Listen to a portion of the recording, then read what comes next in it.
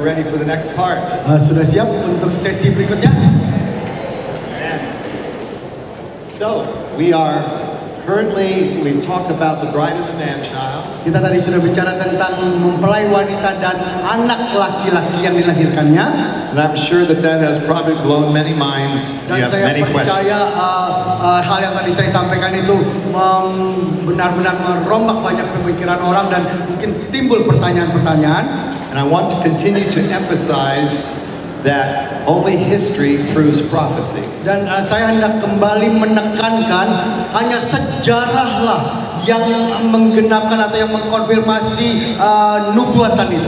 I have studied out many of the theories on the 144,000. Saya telah belajar banyak sekali teori tentang 144,000 orang itu. And then applied hermeneutics to the outcome of that study. Dan kemudian saya gunakan hermeneutika untuk melihat hasil daripada teori itu.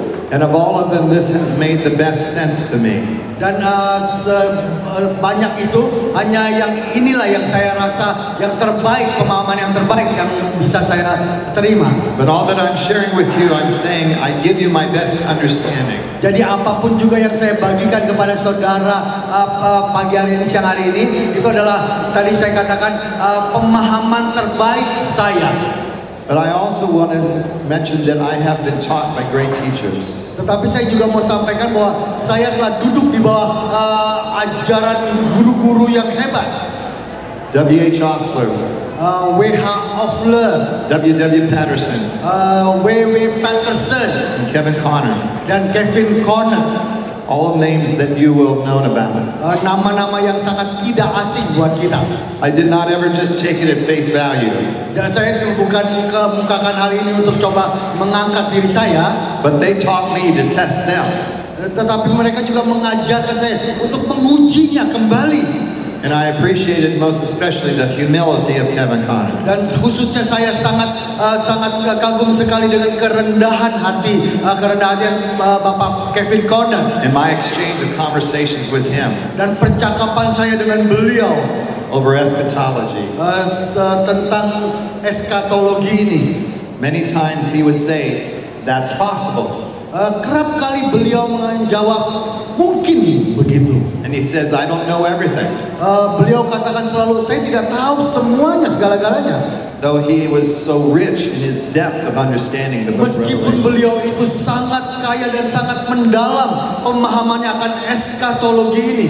But he stood on the shoulders of W.H. Offler who gave him this understanding. Tetapi beliau selalu mengemukakan Bapak W.H. Offler yang mengajarkan dan memberikan pengertian ini kepada beliau. And Ray Jackson and W.W. Patterson. Dan juga hormat kepada Bapak Patterson. Kevin used to tell me, when I asked him, I said, "I come to you for my questions. Who do you go to?" Kevin biasanya menjawab, saya kerap kali katakan, aku datang kepadamu kalau aku punya pertanyaan. Sedangkan kalau Anda bertanya kepada siapa? And he says, "I go to W.W. Patterson." Beliau katakan, saya bertanya kepada Bapak W.W. Patterson. So he also acknowledged that he was a student of those who taught him. Jadi Kevin Conner juga mengakui bahwa beliau masih belajar tentang hal-hal ini. And we are all admonished to prove all things. Dan kita semua dinasihatkan oleh firman Tuhan untuk membuktikan atau menguji segala sesuatu. And hold fast to that which is true. Dan kita pegang yang benar. So just don't take what I'm sharing with you Jadi at face value. mentah-mentah apa yang saya bagikan kepada saudara. Be good Bereans and search the scriptures yourself. Dan selidikilah Alkitabmu sendiri. And as I said earlier, I will leave you with this overhead slides. Dan seperti saya katakan, saya akan tinggalkan catatan bahan yang saya sampaikan ini. I will leave you with my Bible college notes on the teaching that I do on the book of Revelation. Saya akan tinggalkan dengan catatan-catatan buat sekolah Alkitab mengenai pelajaran Kitab Wahyu ini. And if you are able to read English, you can order my book Countdown to Eternity in the Kindle version on Amazon.com. Kalau saudara bisa baca buku bahasa Inggris, saudara bisa pesan buku saya di versi Kindle itu di Amazon.com. Okay, let's continue. Mari kita lanjutkan. All right, this child is snatched into heaven.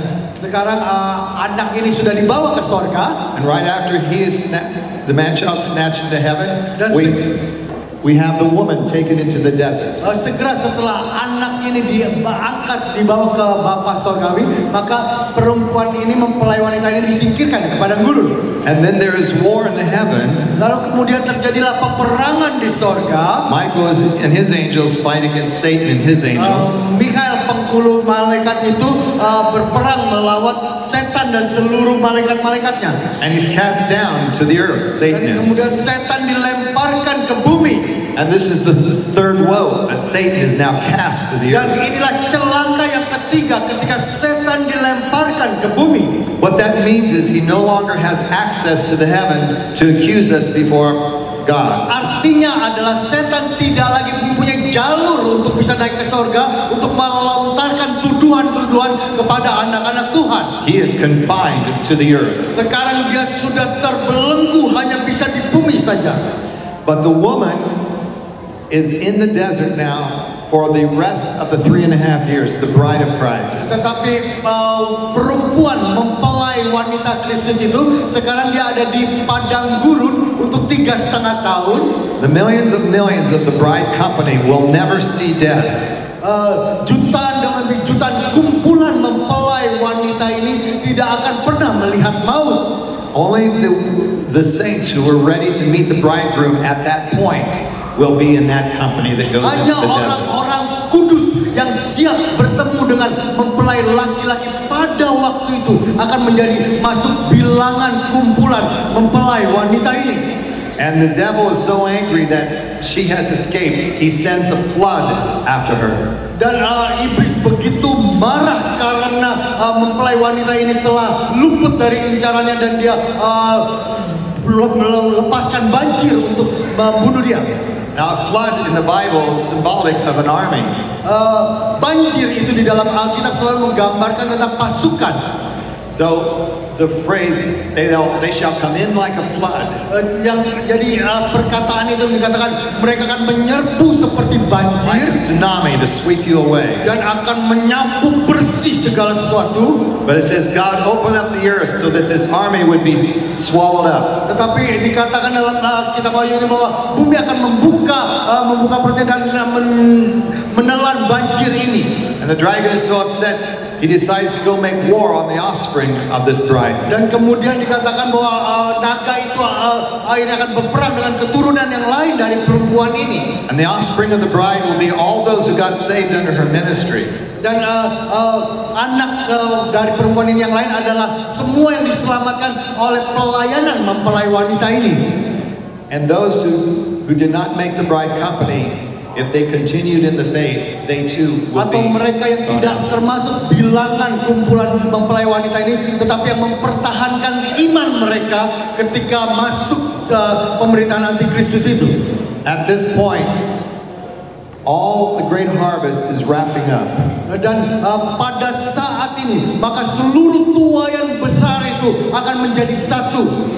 Every Gentile that can be saved will have been saved by this point. Dan semua orang-orang non-Yahudi yang dapat diselamatkan, suku-suku yang dapat diselamatkan akan sudah diselamatkan pada saat ini. But there's still a remnant of Jews who will be saved. Tetapi juga akan ada sejumlah besar orang Yahudi yang akan diselamatkan.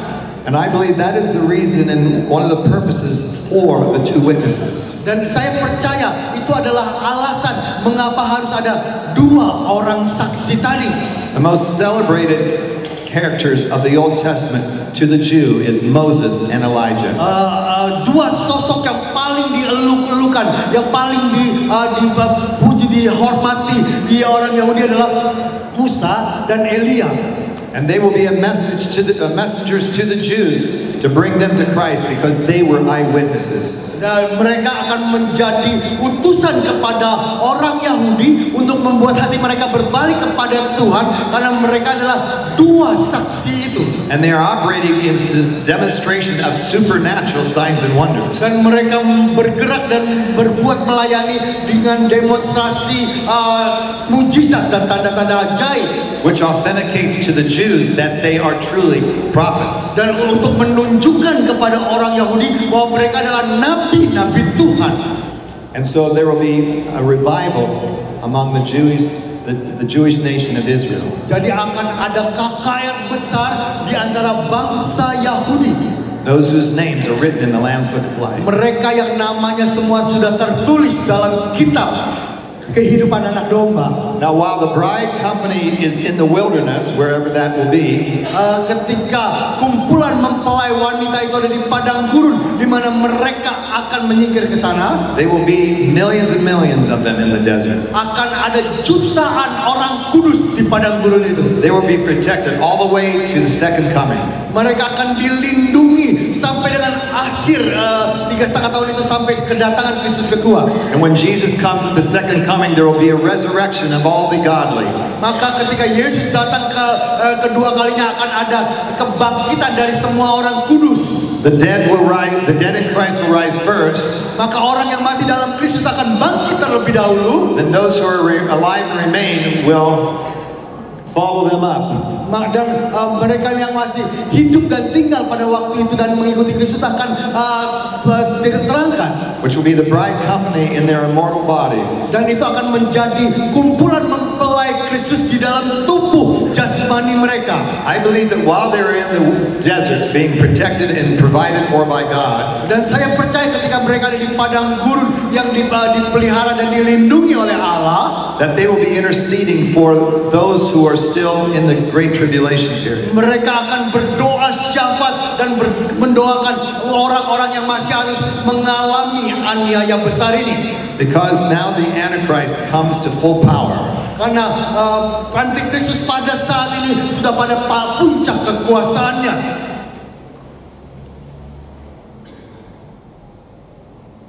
I'm going to skip some of the things I'd normally, but you'll be able to get my slides and you can look at them yourselves. Saya akan lompati beberapa bagian ini, nanti slide-nya akan diberikan kepada saudara. Okay, now we are in the 13th chapter. Sekarang kita di pasal 13. The Antichrist and the false prophet. Antikristus dan nabi palsu. Both are beasts.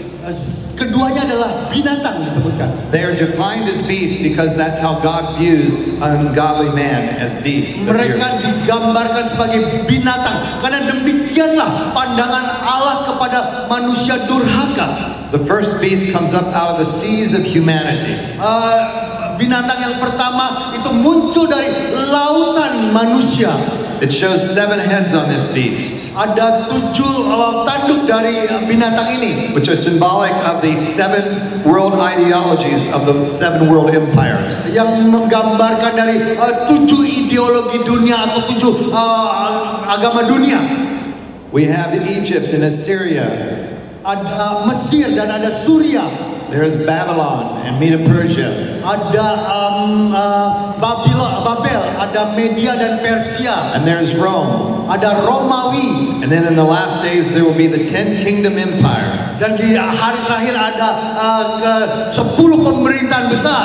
Which will support and get fully behind the Antichrist and his dan power. Yang akan mendukung sepenuhnya kekuasaan Antikristus. In this chapter we read about a fatal wound to his head, one of those heads. Di dalam pasal ini kita baca bahwa salah satu tanduknya itu terluka dan itu membahayakan hidup binatang ini. But then all the world will marvel at his resurrection. Dan dikatakan kemudian di seluruh dunia ini terheran-heran, tercengang akan kebangkitannya. And it says the whole world will follow him. dikatakan seluruh dunia mengikuti orang ini. He will have control of the entire world's riches. Dan dia akan mempunyai kendali akan seluruh kekayaan bumi ini. He will have control of the entire world government system. Dan dia juga mempunyai kendali atas seluruh sistem pemerintahan di muka bumi ini. And he will have control of the entire world military. Dan dia juga mempunyai kendali atas seluruh kekuatan militer di bumi ini. And he will make war on the saints that have remained. Dan dia akan berperang dengan orang-orang kudus yang masih ketinggalan. And the Jews that were saved. Dan orang Yahudi yang masih tertinggal. And it says he will conquer them. Dan dikatakan dia akan mengalahkan mereka. They will be put to death. Dan mereka akan terbunuh. He will capture them. Dia akan menangkap semua mereka. And demand them to denounce their faith and worship him. Dan memerintahkan mereka untuk menyangkal iman mereka dan menyembah dia. But they will not love their lives and shrink from the death that is facing Tetapi them. orang-orang ini tidak akan mengasihi nyawanya sampai dengan maut. But they will overcome this Antichrist by the word of their testimony. Tetapi mereka akan mengalahkan antikristus ini dengan perkataan kesaksian mereka. Now in chapter 13 there is another beast. Di dalam pasal 13 dimunculkan binatang yang lain. Now it says that the Antichrist, the first beast, rose out of the sea of humanity. Yang pertama tadi binatang itu adalah muncul dari lautan kemanusiaan.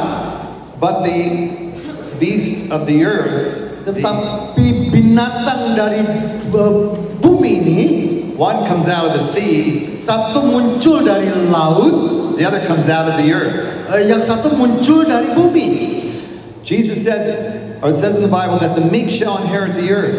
Yesus katakan orang yang lemah lembut hati, yang lembut hatinya akan mewarisi bumi. In reference to God's people. Itu menunjukkan kepada umat Tuhan.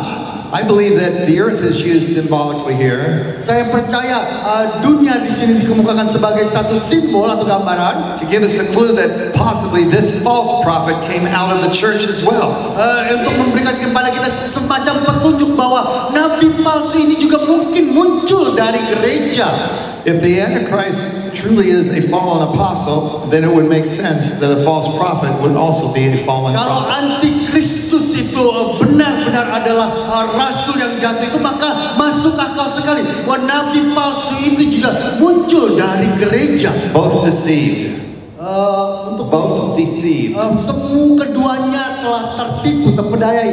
And this prophet is seen, this beast is seen with two horns.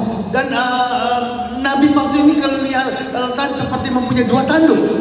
And also it shows him with the mouth, speaking with the mouth of a dragon. Dan dikatakan dia berbicara dengan mulut yang menyembur seperti naga. The two horns like a lamb. Dan dua tanduknya itu seperti tanduk anak domba. I believe that the two horns could represent both commerce and religion. Dan saya percaya kedua tanduk itu menggambarkan tentang pemerintahan dan juga agama. At this point we have a one world religious umbrella over all faiths of the world. Karena pada waktu ini maka akan ada satu sistem agama yang harus dianut oleh seluruh penduduk bumi ini.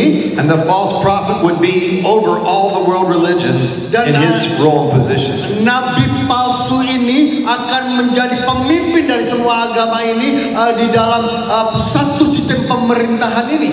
But yet at the same time he would be over all of world commerce. Tetapi dia juga menjadi penguasa atau orang yang paling berkuasa atas seluruh perdagangan, sistem perdagangan dunia.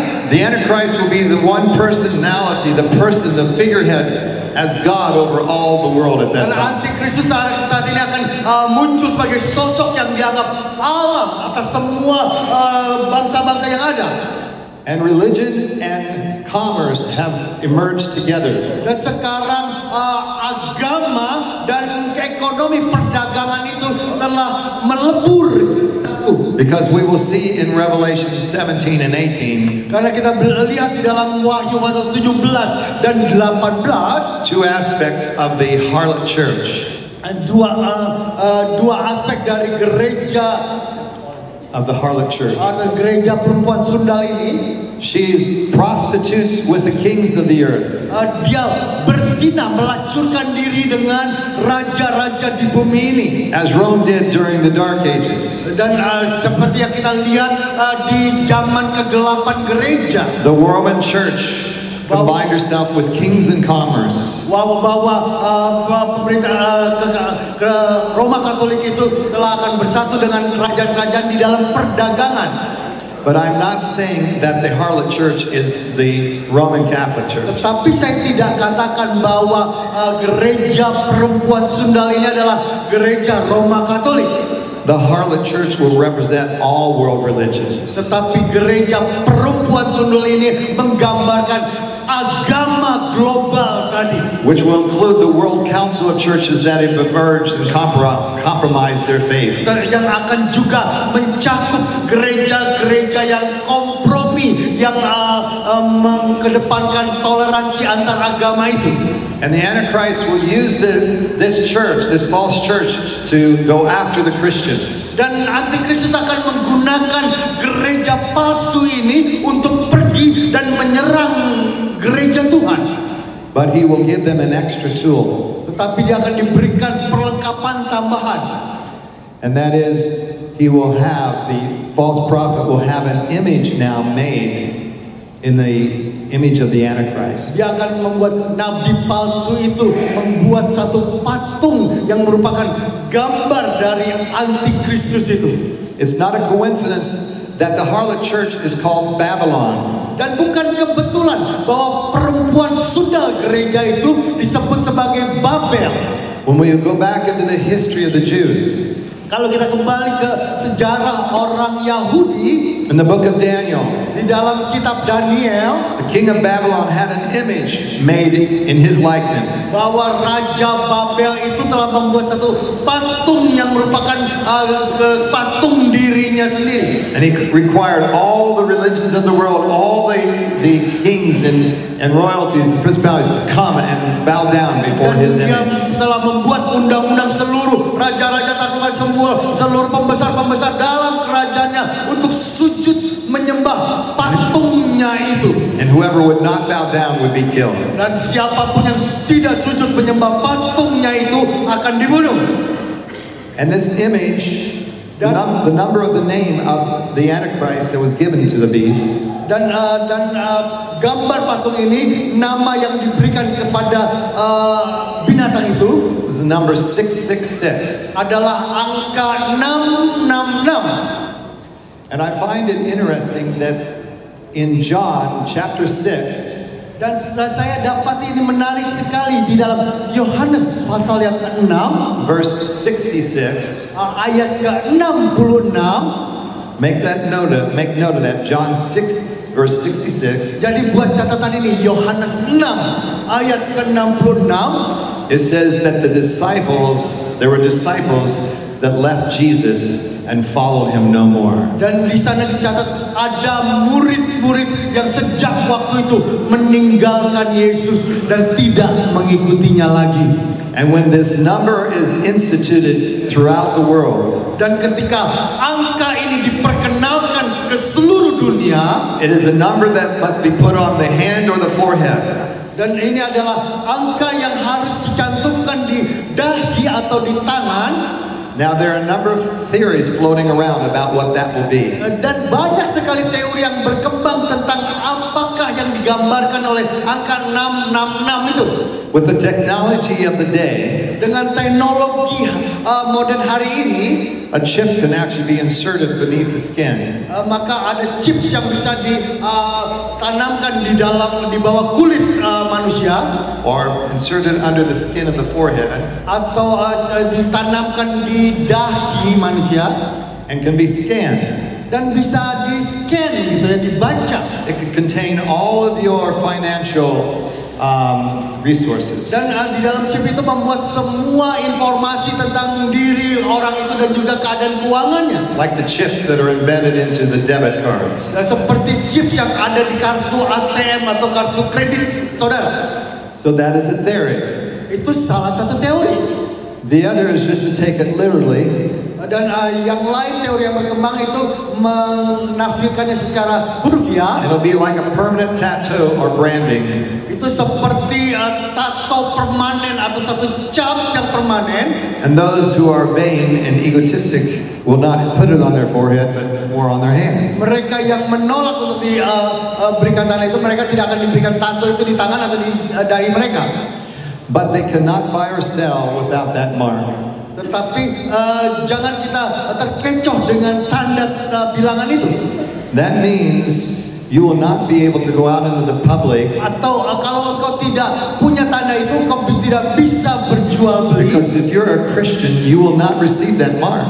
Karena kalau engkau orang Kristen, engkau menolak diberikan tanda itu. But if you're one of those who fall away and follow Jesus no more, tetapi kalau engkau orang yang undur dan tidak lagi mengikuti Yesus, because this is now just getting too hard, karena sekarang keadaan hidup itu menjadi semakin sukar, then you'll take the mark and compromise. Dan engkau akan menerima, membiarkan dirimu diberikan tanda itu dan kompromi.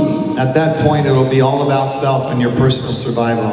Dan pada waktu itu engkau akan menjadi hanya dengan dirimu sendiri dan berusaha mempertahankan nyawamu. And you will forfeit your salvation and given it completely over to the Antichrist. Dan engkau akan kehilangan keselamatanmu dan engkau terjual sepenuhnya kepada antikristus. As it says in John 66, you will depart from Jesus and follow him no more. Seperti dicatat dalam Yohanes 6 ayat 66, murid-muridnya banyak yang meninggalkan Yesus dan tidak mengikuti. The fact that there are 3 6s.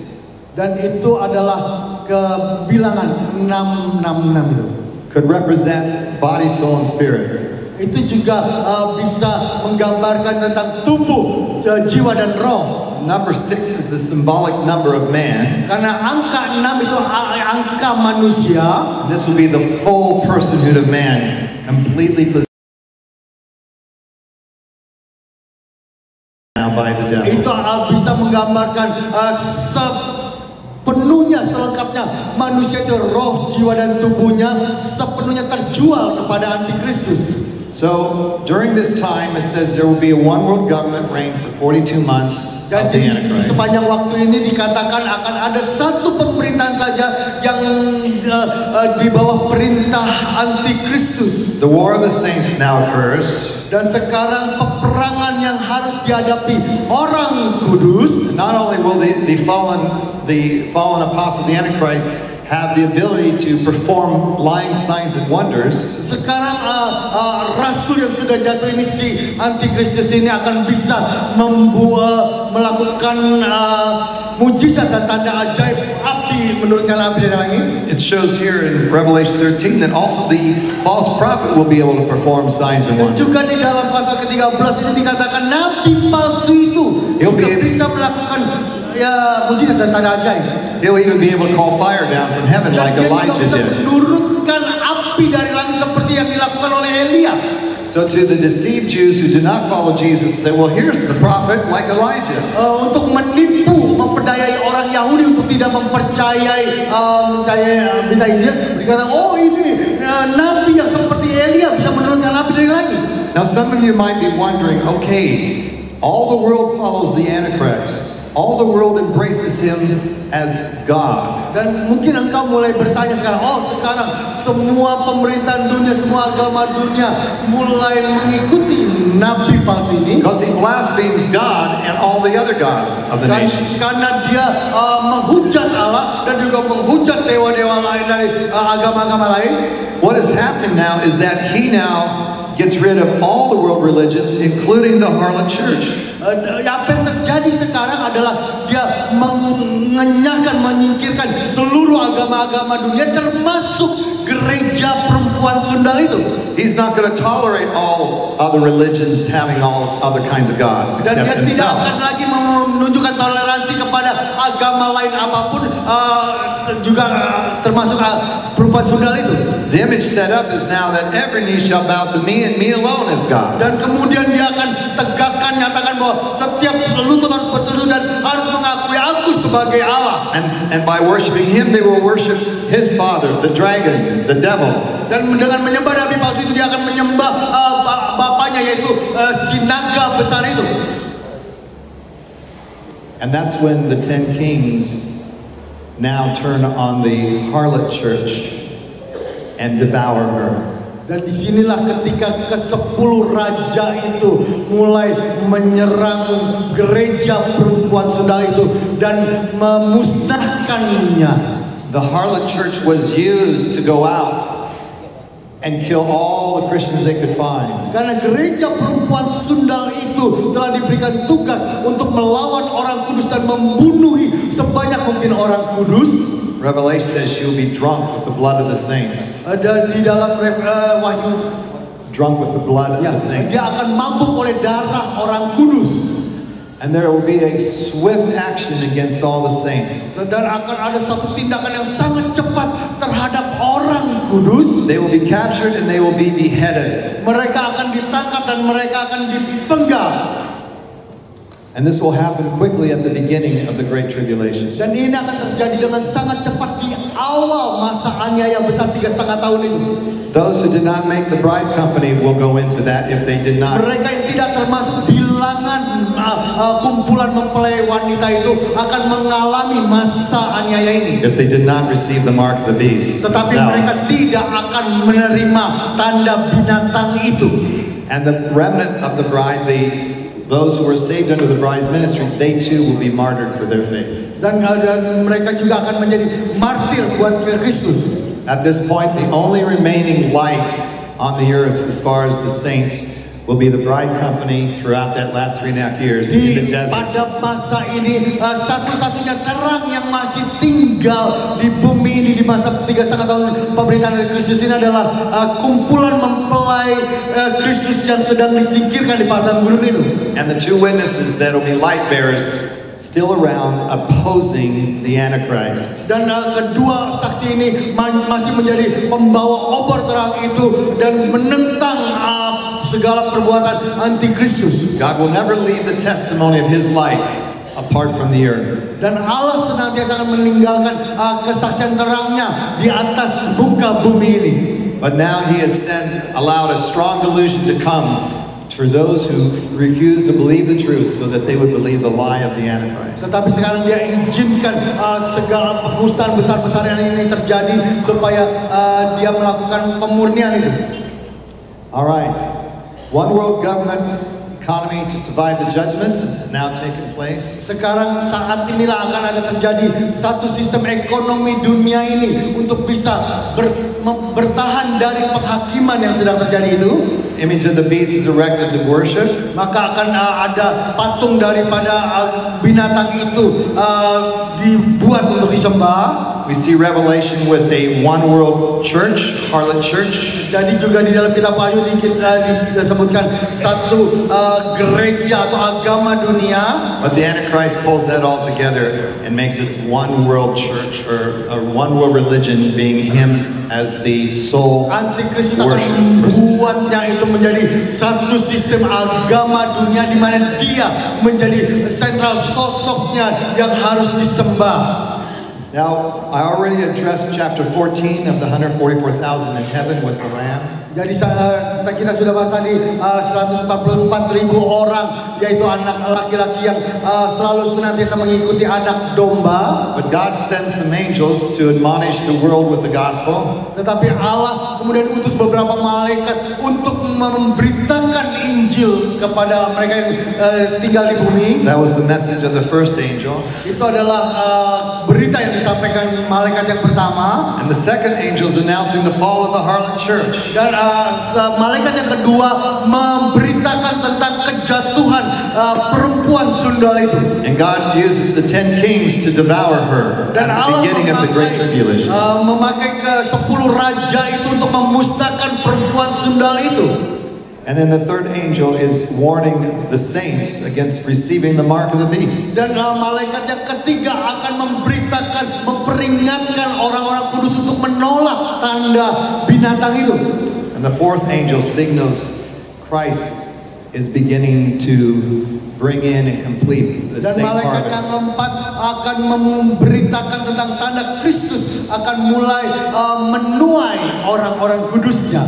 Again, remember, each of these chapters represents what's happening in this last 3 Kembali minutes. kita ingat bahwa setiap pasal-pasal ini menceritakan peristiwa demi peristiwa yang akan terjadi di kurun waktu 3,5 tahun itu. And the fifth angel signals a coming grape harvest at the end of the age. Dan malaikat yang kelima itu memberitakan, menunjukkan tanda bahwa akan ada tuaian besar, tuaian anggur yang besar itu. The final harvest of the saints takes place at the beginning of the Great Tribulation period, which would largely include the Jews getting saved under the two witnesses. Tuaian anggur besar-besaran itu akan dimulai di permulaan masa 3,5 tahun itu, termasuk juga orang-orang Yahudi yang akan banyak menerima keselamatan. But the last harvest is not a harvest of salvation, it is a great harvest of wrath at the end of the age at the Battle of Armageddon. Tetapi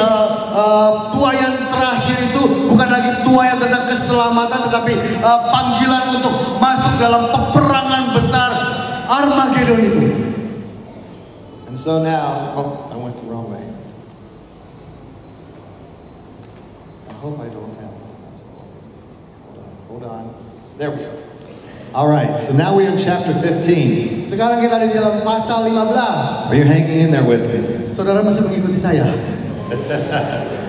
All right, we see at the beginning here a sea of glass mixed with fire. Kita udah melihat permulaan ini semua, lalu kita melihat lautan api yang atau lautan kaca dengan yang bercampur dengan api. And these are the victorious saints over the beast in his image. They Lalu didn't kita receive the melihat mark. kemenangan orang-orang kudus terhadap nabi palsu ini, binatang ini dengan patungnya. They are in heaven with God. Mereka sekarang ada di sorga bersama dengan Allah.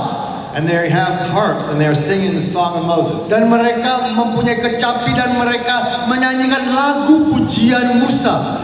Now I might suggest the possibility, why does it specify a song of Moses?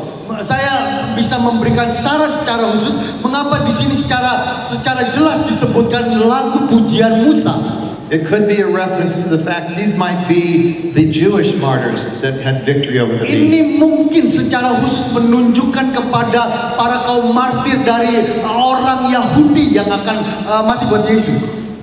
Then we have 7 angels being shown with 7 plagues in the temple. Dan kemudian kita mendapati 7 malaikat dengan 7 tulah yang dicurahkan ke atas bait.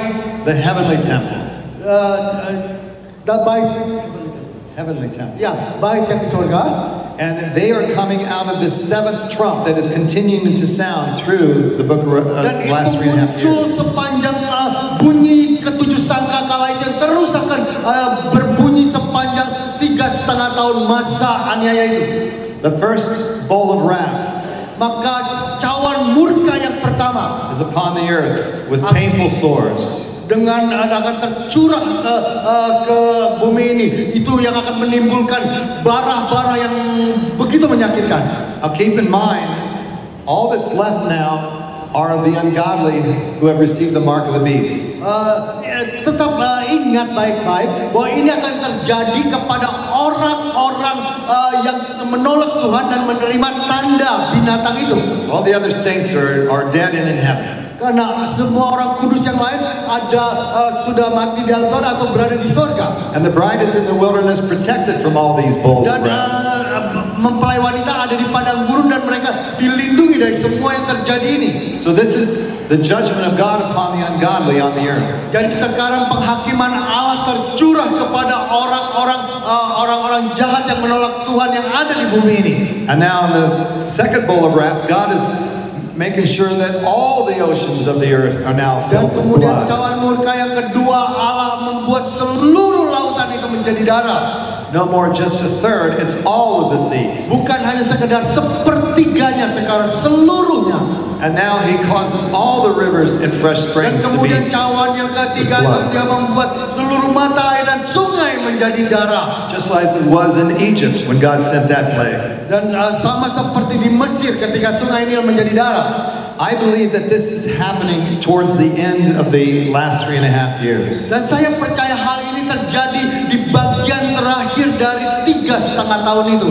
So we have the seals going through the church age, very slowly opening and then Dan kita intensifying. mempunyai meterai-meterai itu yang telah dibuka dari sejak zaman gereja mula-mula, yang terus semakin intensif peristiwa-peristiwanya. And then we have the 7 trumpets with the cadence of opening or sounding much quicker. Dan kemudian kita mempunyai 7 bunyi sangkakala itu yang membuka peristiwa-peristiwa tadi yang semakin dipercepat. Then I believe at the end of this 3.5 years, the birth pangs will get faster and faster and faster. Dan saya percaya menjelang akhir dari masa 3,5 tahun itu, segala peristiwa-peristiwa itu terjadi dengan semakin cepat dan semakin cepat.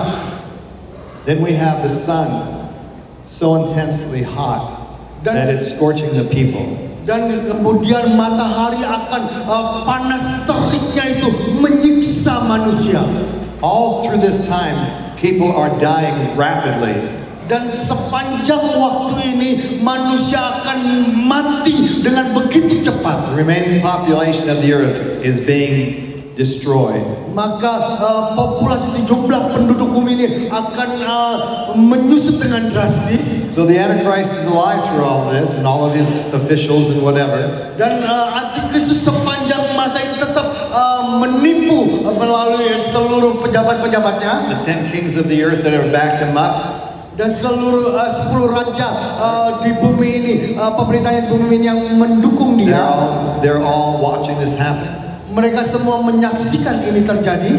And then the 5th seal is the throne of the Antichrist is cast into that same black darkness that happened in the 4th seal. You have the bowl of, I'm sorry, you have the bowl of wrath. Kemudian cawan yang kelima adalah tahta antikristus itu dilemparkan ke dalam kegelapan. Very similar to what happened to Pharaoh in one of the plagues that Moses had seen. Itu mirip sekali dengan ketika tahta Farao itu dilemparkan ketika dia mengalami tulah di bawah Musa. And then the Euphrates River dries up. Kemudian cawan berkatakan bahwa sungai Efrat itu akan menjadi kering. So that the kings of the east can come forward. Sehingga raja-raja dari timur itu bisa maju. And there are frogs that come out. I believe it's 3 frogs that come out and deceive the nations. Dan kemudian juga ada 3 katak yang akan kata-kata yang akan menipu bangsa-bangsa. These are demons that have been contained at the time and now released. Ini adalah roh-roh jahat yang sampai dengan waktu itu ditahan di dalam, sekarang dilepaskan. And the herald is going out to come to the battle, the great battle against Dan Jesus. semua panggilan berita-berita itu semua merebak bahwa panggilan untuk datang ke Armageddon untuk masuk dalam peperangan itu. But the 7th bowl of wrath is very interesting here. Tetapi cawan ke-7 kalau kita menyimaknya sangat menarik di sini. There is a great earthquake. Akan ada gempa besar.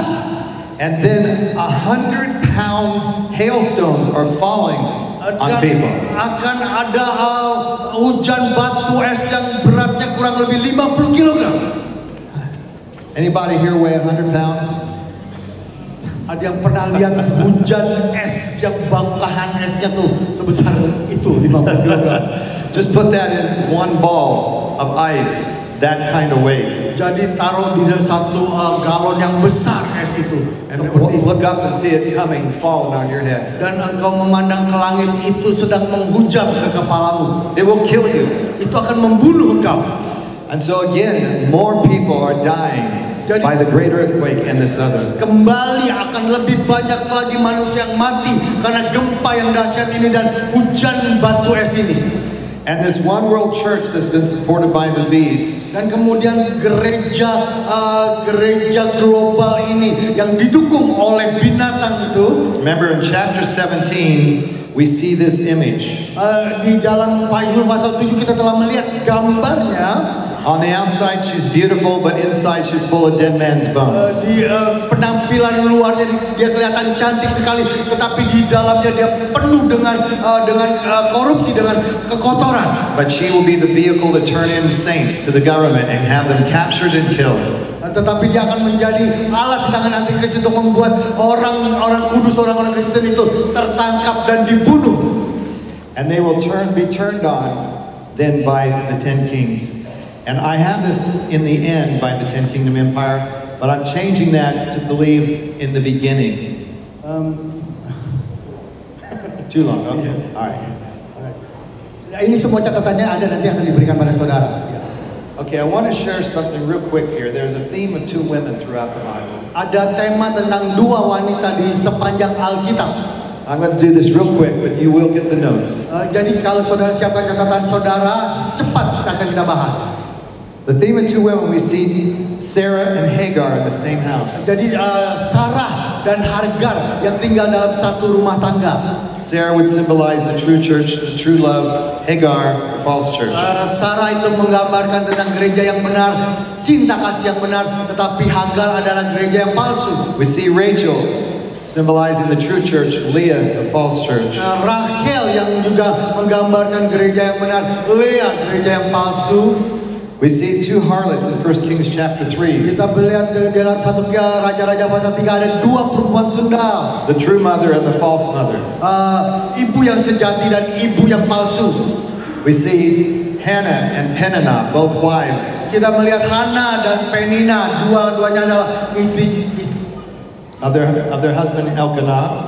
Dari istri dari Elkanah. Peninnah heckled Hannah. Bahwa Penina itu menganiaya Hana. The false church will heckle the true church. Karena gereja palsu selalu menyusahkan gereja yang benar. We see the Proverbs 31 woman and the Proverbs 7 woman. Kita melihat wanita Amsal pasal 31 dan kita lihat perempuan Amsal pasal 7. The description of the Proverbs 31 woman is a description and definition of the heart of the bride. Dan definisi atau gambaran dari perempuan Amsal pasal 7 itu adalah gambaran dari gereja perempuan sundal. Proverbs 7, the description of a harlot.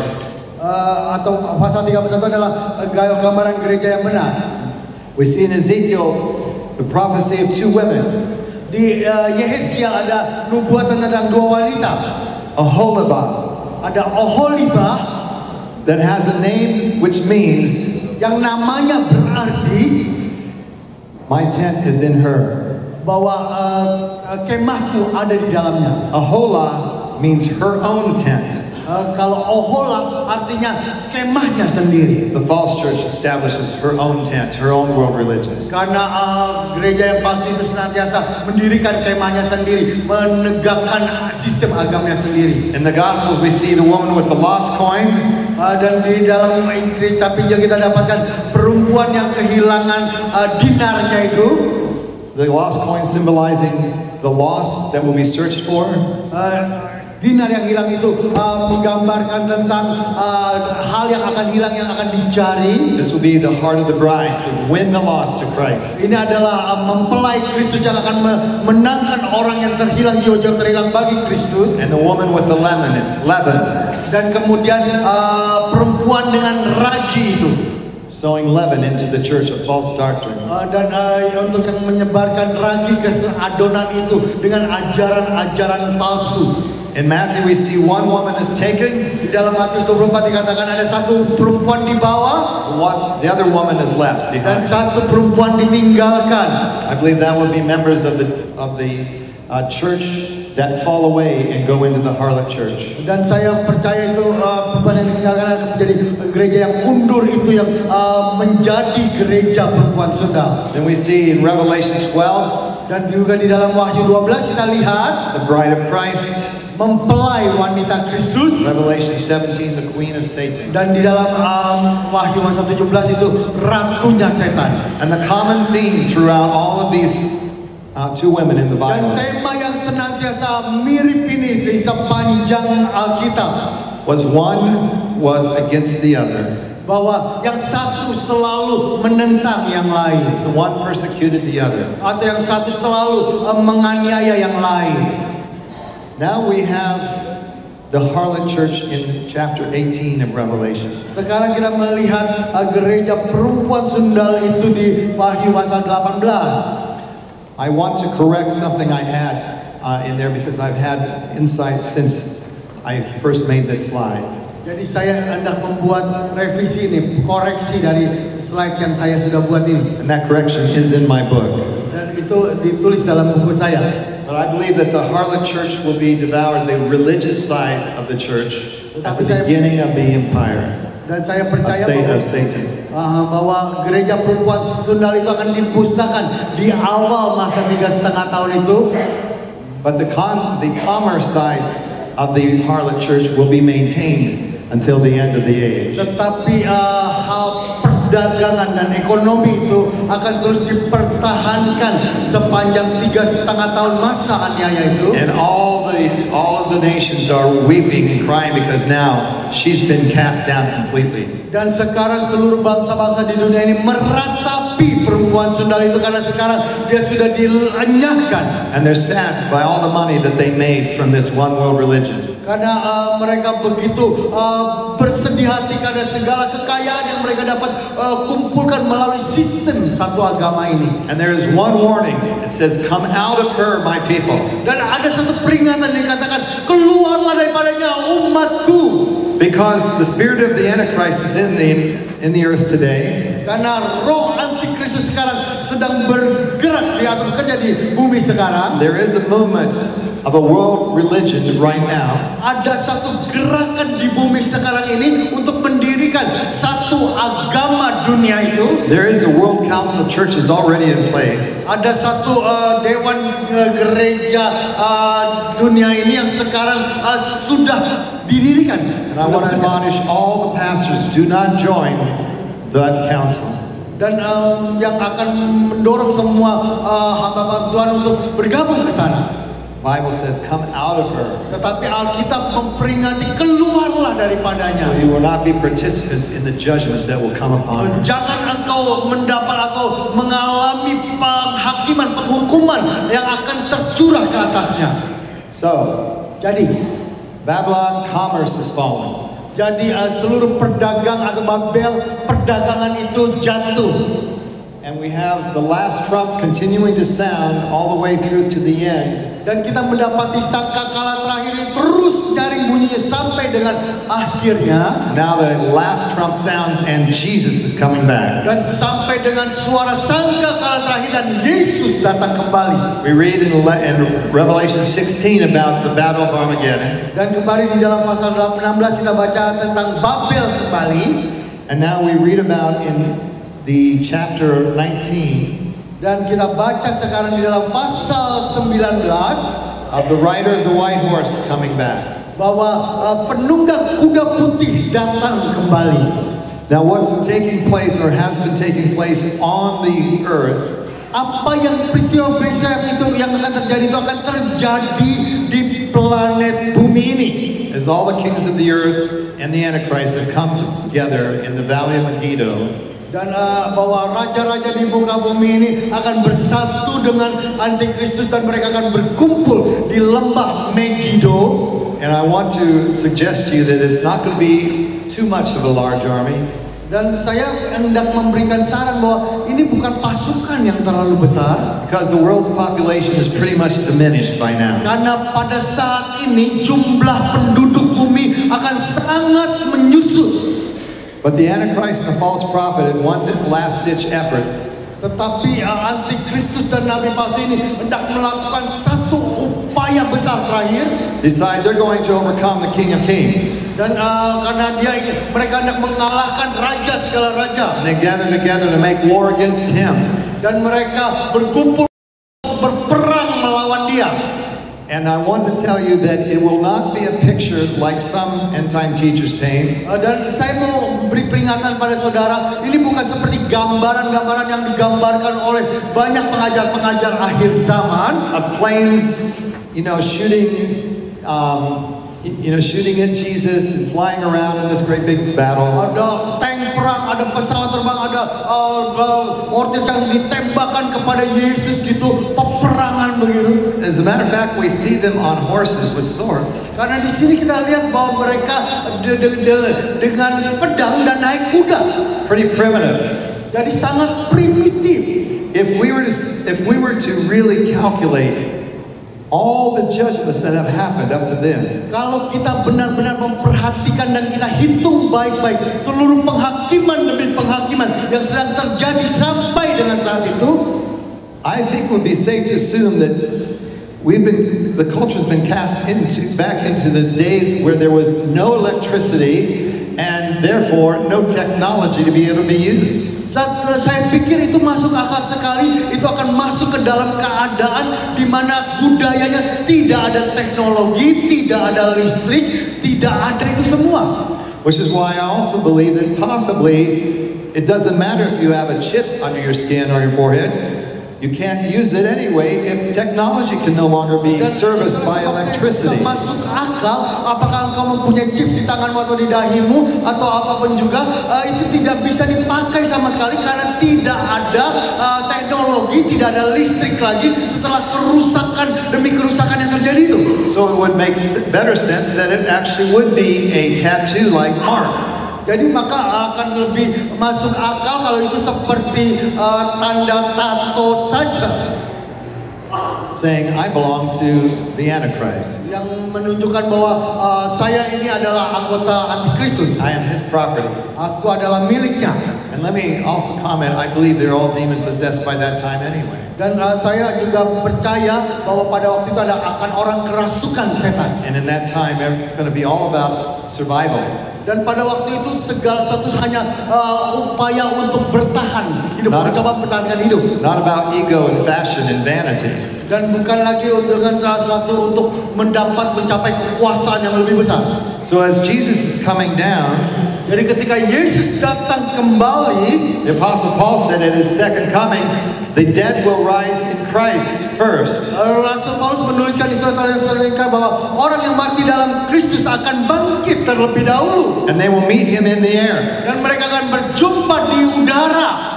And there will be white horses waiting for them up there. Dan ada kuda putih akan menunggu mereka di sana. So everybody, including all the martyrs that died in Christ, dan mereka yang sudah termasuk para martir yang sudah mati dalam Kristus, their spirit and souls in heaven, yang mereka roh dan jiwa mereka ada di sorga, will come back into their bodies, into the grave, akan datang kembali ke tubuh mereka yang ada di dalam kubur, and will emerge out of the grave in their immortal bodies. Dan mereka akan bangkit dengan tubuh yang baru yang tidak dapat binasa. And meet him in the air. Dan berjumpa dengan Tuhan di udara. To be part of his army. Dan akan menjadi bagian dari pasukan ini. Included with the angelic hosts that are with him. Dan juga dengan seluruh pasukan malaikat yang menyertainya.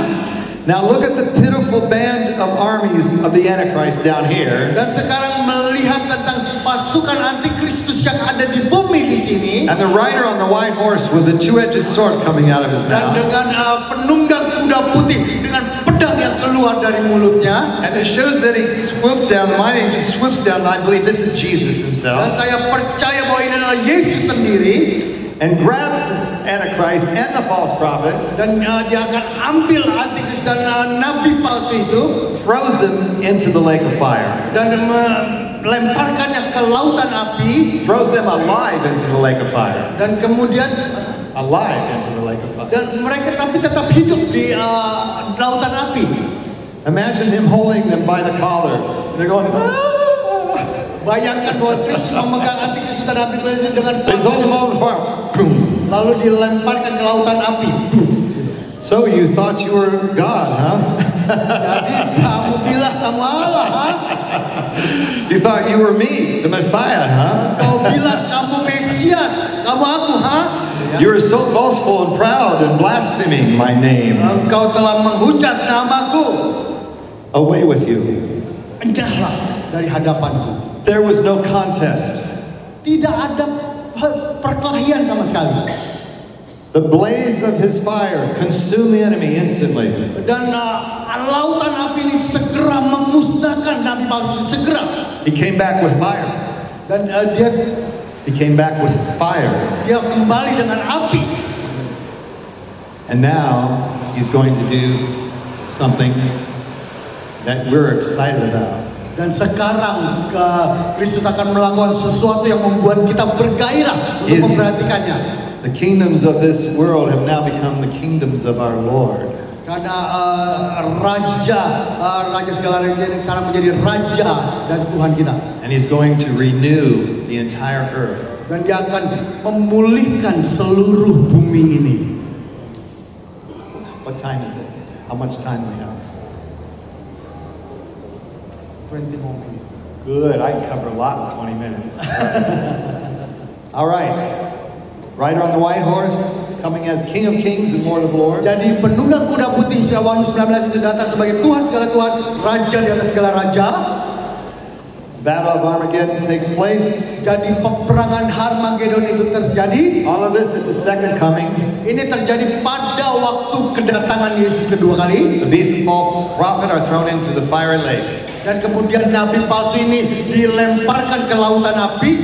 And now Jesus has come. We have the resurrection of the saints now. Dan Yesus datang dan sekarang kita mendapatkan kebangkitan orang kudus sekarang. Now notice I'm showing up here in the chart. Dan perhatikan bagian yang saya tunjukkan di sini. The last trump, the seventh trumpet begins to sound at the beginning of the 3.5 years in chapter 10. Jadi the second trump. The seventh trumpet begins to sound in the 10th chapter. Oke, jadi trompet yang ketujuh itu dimulai dari awal pasal ke-10. John eats the scroll, I believe, which is the little book of Daniel. Dan Yohanes menelan buku itu yang saya percaya adalah Kitab Daniel. And from there he is now prophesying all the events taking place in the last 3.5 years. Dan mulai dari saat itu dia mulai bernubuat tentang peristiwa-peristiwa yang terjadi di bagian terakhir dari 3,5 tahun ini. So chapters 11 through 15 happen at the beginning of the 3.5 years. Jadi pasal 11 sampai dengan pasal 15 itu terjadi di awal 3,5 tahun aniaya besar. And then we see at the end of the 3.5 years, 16, 17, and 18 are Dan happening. kemudian di akhir 3,5 tahun itu pasal 16, 17, 18. And at second coming, we now see the 19th and the 20th Dan chapter kemudian being fulfilled. kedatangan Kristus yang kedua kali kita lihat di pasal ke-19 dan pasal 20. And so, the resurrection of the saints has happened. Dan sekarang kebangkitan orang kudus terjadi. The bride who is left in the wilderness are now snatched up into the air after the dead in Christ are taken. Pelai wanita yang tadi ada di padang gurun sekarang juga ikut terangkat naik dan bergabung bersama dengan pasukan Tuhan. And so she is now united with her bridegroom. Dan sekarang dia mempelai itu bergabung dengan mempelai laki-lakinya. All the remaining sinners at this point are destroyed. Seluruh orang berdosa pada saat ini semuanya dimusnahkan. This is where post-tribulation, where we differ with the pre-trib teaching. Ini yang dimana kita yang menganut post-tribulation atau pengangkatan sesudah aniaya besar itu akan membatalkan semua teori-teori pre-tribulation atau sebelum pengangkatan sebelum aniaya. The scriptures are very clear, especially in 2 Thessalonians chapter 2 Karena and 1. Alkitab itu sangat jelas khususnya di dalam 2 Tesalonika pasal ke 2 Thessalonians chapter 1 and 2. Yeah. pasal pertama dan pasal kedua. It is very clear that all that are not of God are destroyed at the brightness of His coming. Dikatakan bahwa seluruh orang yang tidak percaya Tuhan akan dimusnahkan pada hari kedatangan Tuhan yang kedua. Paul was very clear on that point. Paulus sangat tegas dan jelas sekali mengatakannya di poin itu. Yet the pre-tribulation teachers believe there will be some that will have survived all that took place in the 3.5 years. They'll survive His wrath of coming and live into the new 1,000-year period. Tapi para pengajar yang pre-tribulation itu mengatakan ada beberapa yang akan bisa bertahan hidup selama mengalami masa aniaya dan terus masuk dalam masa 1,000 tahun. It is a contradiction of what the Bible teaches. Itu bertentangan dengan apa yang Alkitab katakan. The next 1,000 years will be only a millennium of believers. Karena di dalam kerajaan 1,000 tahun hanya adalah kerajaan 1,000 tahun bagi para pemimpin. All who are alive now in Christ in their mortal bodies, their mortal flesh. Dan sekarang yang hidup di dalam Kristus semua di dalam tubuh yang In their immortal flesh. di dalam tubuh mereka yang tidak dapat binasa. And Jesus takes Satan and binds him for 1,000 years. Dan Yesus menangkap setan dan mengikat, membelenggu dia untuk 1000 tahun. And the earth at this point is purged with fire. Dan bumi pada saat ini dimurnikan dengan api. There will be a restoration of the planet. Dan akan ada pemulihan planet bumi ini, restorasi. A regeneration of it to be restored to as it was in the day of Eden. Dan akan ada satu regenerasi, akan ada satu pemulihan kembali seperti zaman Taman Firdaus sebelum Adam berdosa. Now remember, in that 7th bowl of wrath, ingat di dalam 7 cawan murka itu, there was another great earthquake. Ada gempa bumi dahsyat lainnya. And I am of the opinion that that great earthquake was so great, it pulled the continents back together. Dan saya memegang pendapat bahwa gempa bumi terakhir ini begitu dahsyat dan akan membuat seluruh benua-benua itu bergerak dan menjadi satu kembali. It says back in the book of Genesis, in the days of Peleg, the earth was divided. Karena dikatakan di dalam kitab Kejadian bahwa di zaman Peleg itulah bumi itu terpecah-pecah. And scientists will call that the Great Continental Divide. Dan para ilmuwan menyebutkan sebagai zaman di mana benua-benua itu terpisah-pisah. In this great earthquake, it says that the islands will be leveled. Dan di dalam gempa besar ini dikatakan pulau-pulau itu akan menjadi rata. And the mountains will be leveled. Dan gunung-gunung itu akan diratakan. All cities will be destroyed. Seluruh kota akan dihancurkan. This means every vestige of human civilization, any remnant or reminder of it will be devastated. Artinya semua kebudayaan, teknologi, kebudayaan manusia itu semuanya akan dienyahkan. You will not see a city skyline anywhere anymore. Dan engkau tidak akan melihat lagi pencakar-pencakar langit di bumi ini dimanapun. And there will be a restored paradise. Dan itu akan menjadi Firdaus yang dipulihkan kembali. And the judgments of the saints will take place here at this resurrection time. Dan penghakiman orang kudus di sini akan terjadi pada waktu kedatangan Yesus kedua kali. What kind of time do we have left now? Berapa menit lagi? Oh. We done? Well, I can finish this tomorrow. I have one more session, right? Masih ada satu sesi lagi kan besok ya? So I would like to go in greater detail on this tomorrow. Besok pagi satu sesi lagi Om ya. But before I do, jadi sebelum saya selesaikan, I want to show you what the earth looks like. Saya hendak menunjukkan bagaimana dunia peta bumi ini. Now on the left side, you see how at one time South America was stuck into Africa. Dan pada satu kali di dalam bumi ini bahwa Amerika Selatan itu sebetulnya adalah bagian daripada Afrika Selatan ini. And now it's going to all pull together again. Sekarang dengan this last great earthquake. Setelah gempa dahsyat ini saya percaya akan menjadi satu kembali. I'll tell you why I believe that tomorrow. Besok saya ceritakan kenapa.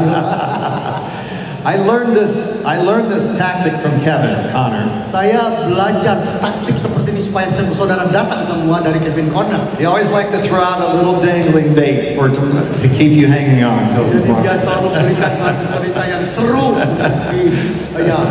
Besok. All right, we will continue tomorrow. Besok silakan lanjutkan. All right, bless. Tuhan berkati.